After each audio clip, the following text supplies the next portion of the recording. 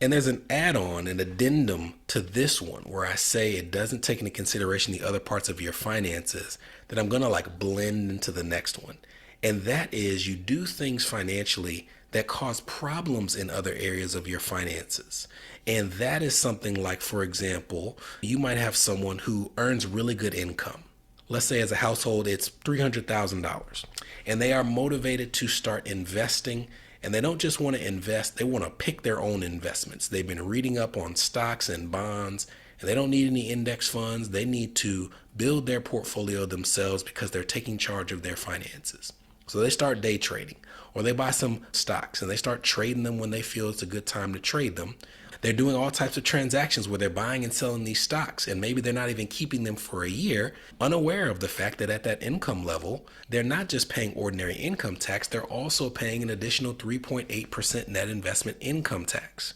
I've seen scenarios where someone will read about the term tax loss harvesting, where you will sell a stock at an intentional loss to take advantage of the tax loss that comes with it. And then the next week they'll buy, if not the same company, a company that's basically the same, unaware of something called the wash sale rule, which essentially says when you sell a stock intentionally for a loss, and then within a certain period of time, you buy basically the same stock, that loss from a tax perspective is disallowed. So this person sold intentionally at a loss, bought the same company, and can't even use the loss that they tried to generate, all because this is not only a part of setting a goal that doesn't take into consideration the rest of your finances, it also bleeds into the next problem, which is setting goals when you don't know what you're doing.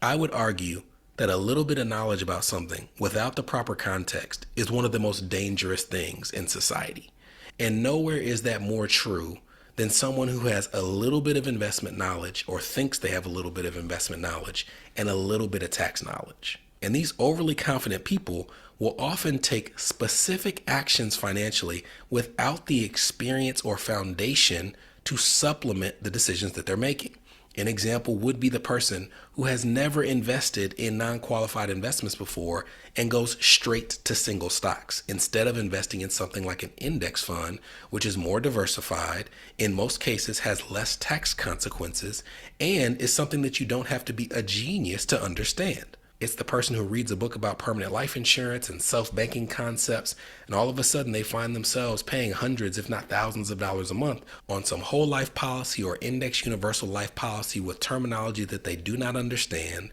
that has a time horizon that they wildly misinterpreted, and now they're wondering why 3 years into the policy, they only have 30% of what they put in when they thought they would be able to immediately use it for its tax benefits. Again, something that may be appropriate, but only if positioned appropriately with the help of somebody who knows what they're doing, or by you implementing it after you know what you're doing. So in setting financial goals, having some humility about what you're able to accomplish and where you need help is crucial.